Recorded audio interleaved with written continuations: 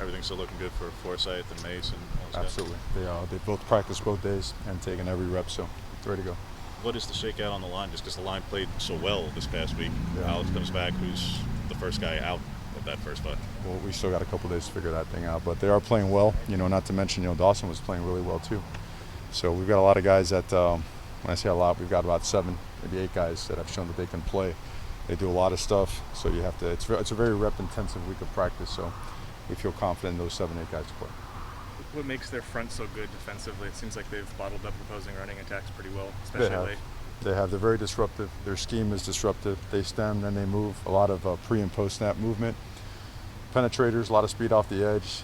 They can run you down from behind. They can also mess charge effectively. Linebackers are really physical and explosive up front. I believe all 7, 8 guys, the starters are all seniors or redshirt seniors or super seniors. So they've seen a lot of football. They play really well. With how healthy you guys are, going into this one, obviously a lot of young guys have gotten some good reps, but how do you feel the starters have kind of gelled now that you're kind of looking healthier? We're getting healthier. How they've gelled, talk about the guys that have back or the young guys with the start? The guys that are coming back, just because, you haven't had some of them for a little bit. Right. They've looked good. I mean, if they're playing this week, they've been repping 2 weeks out, so we feel like, for example, Braden Swinson was repping a week out before he played last week, and he had some really good play, and then he had a couple plays that were a little bit rusty, so I think that always shows up every now and then. I think the fact that we had the extra day, the week before that we had the bye week, I feel like we've ramped up pretty well. KT and Braden both talked about just the chemistry and how that could be inconsistent when you seemingly got guys coming in and out because of injuries. Do you feel like there was a little bit more consistency this week, and maybe now that guys are back, it evens itself out a little more than it has? It feels like it has. Obviously live game reps will tell, but it feels like we are back in a very good, I would say, rhythm, a very good state of continuity. What goes into the just practice management of reps of Travis in particular for not just this week but here on out, really, but just given his workload increase, stuff you dealt with CJ before, it's not unprecedented or anything, just how do you go about it? He's fresh and he's good to go right now, so there really are no limitations. Should a guy get banged up to the point where the repetitions can harm him, then we certainly scale back on that. We're not at that point yet. Certainly all the other guys have gotten a significant amount of reps, so we feel really good about the preparation and the rep count for him.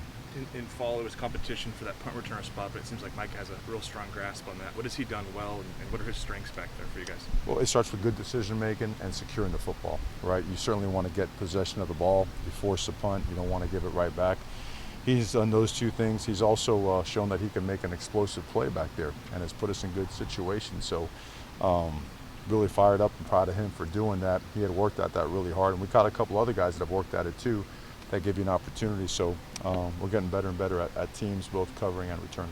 This UCLA defense loves to blitz, loves to stunt. Has there been a team that you've seen so far this season that does that with the same frequency and regularity that they seem to do? I've not. What is the biggest counter that you guys have to that? In the sense of how do you game plan for a team that bringing 7 and 8 is not unheard of, and it maybe is happening more consistently than other teams? You got to be sound in everything you do, and you got to make sure you have good eye discipline to carry out your assignment. Jamal played Dulcich last year, faced him, and that was only like his second game in college football. What have you seen, and did well in that game, right? How have you seen Jamal progress this season heading into this matchup where he'll face him again? Yeah, I feel that early on he was knocking some of the rust out, like we mentioned earlier with a couple other guys. I feel like he's back to form now, and feel like the other guys that have jumped in and gotten reps here as well have done really good. So Jamal's a really good football player for us. We expect him to play really well. The university released some renderings yesterday of a brand new indoor practice facility that's going to be done in 2024. Just as somebody who has been a part of this program for a while now, to see the continued investment within the football facilities, what does that do for you guys, for recruiting, for the branding of the program, and just for you personally, knowing that you've got that backing as a coach? Yeah, well, it's a testament to the fact that Oregon's commitment to development, the innovation behind it, is just at a very different level. If a student athlete's going to come here, they're going to receive a level of investment and be surrounded by resources like no other place in the country. And it's awesome to be a part of. It's proud as can be to be a member of this organization, and really exciting because it continues to up the level and the caliber of student athlete that you can attract here. So really excited about it. How involved were you in the planning process of what that facility is going to have in it? Oh, I've been doing all football. We'll have those conversations, some other time, but really looking forward to it. It looked like just initially that it would potentially knock out one of the outdoor fields over here. Just in your what you do know of it, and between seeing it and the meetings and whatnot, is the outdoor field basically going to be Odson once that's built? I think I'll talk on design. I think it's best, done at a later time, and would be glad to, really jump into details when the time is right. Don't want to keep anything from you that would be of value or something that has such a, such a wow factor to it. But I don't think we're ready to go to that part yet. But when it is, I think it'll be something you'll find really exciting and really powerfully impactful for this program going forward. When you talked this past week just about Devin upping his practice reps, his focus and concentration, that's helped him do better out on the field. I mean, have you seen that even more this week off the heels of a good performance, where maybe there is something to point to of, now that you have applied yourself, like this is what you see and what this success can be? It's been a steady climb.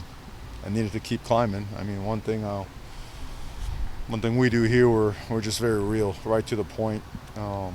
There's no, you've heard me say it a lot of times, right? There's no head fakes, there's no nonsense, no BS. You got to work and you got to earn the way the world should be, right?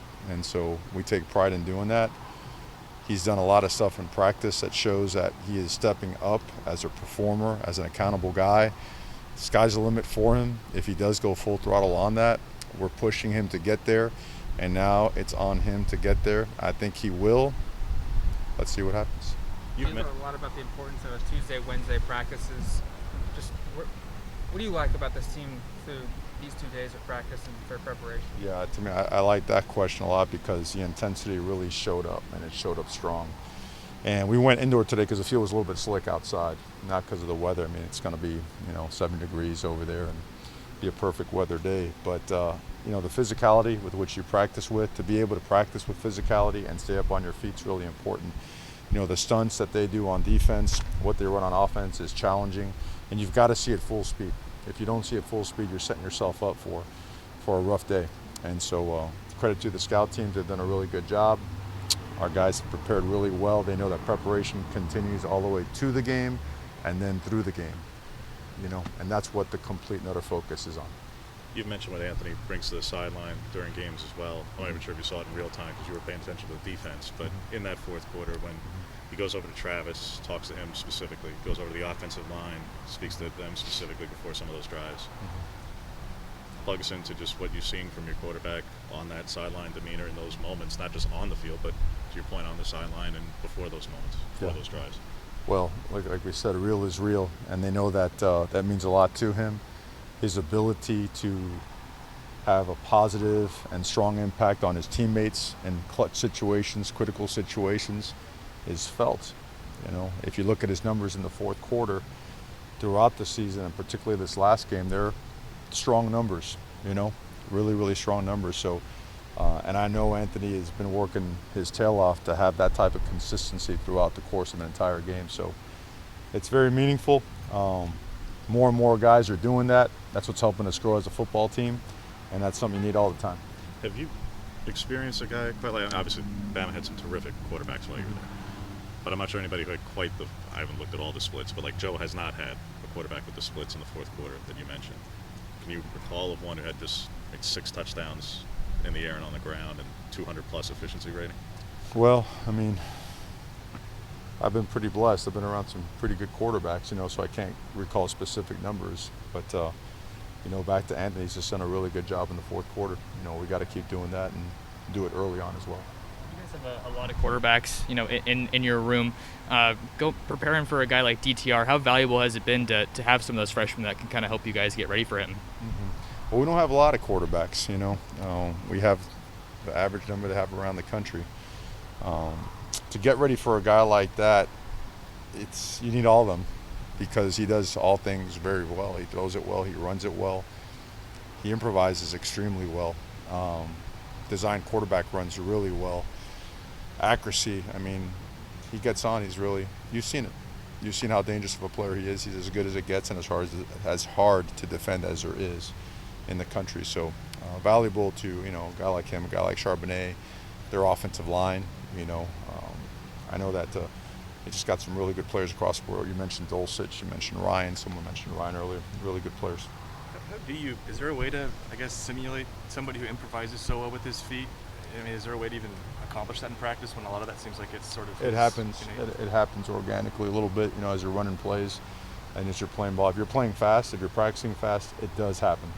And so you do get some simulations that you're like, okay, that's probably what it's going to look like. But you also design this stuff and script it, and the number of plays that we run is up there, on both sides of the ball. So we feel like we've prepped well. Last question. As it pertains to Anthony, do you feel like it's overlooked sometimes, the role of leadership and being that guy in the room that your teammates and guys will kind of want to go to war with out there? When there's all this discussion about, stats and outside things, I feel like intangibles matter. Do you feel like intangibles are sometimes overlooked in the broader conversation about quarterbacks? They're at the top of the list with everything else as it relates to everything. The quarterback room, this country, this world, leadership is different, right? You want to be led by someone. You want to have the back of someone that is giving every ounce he has for the betterment of all those around him.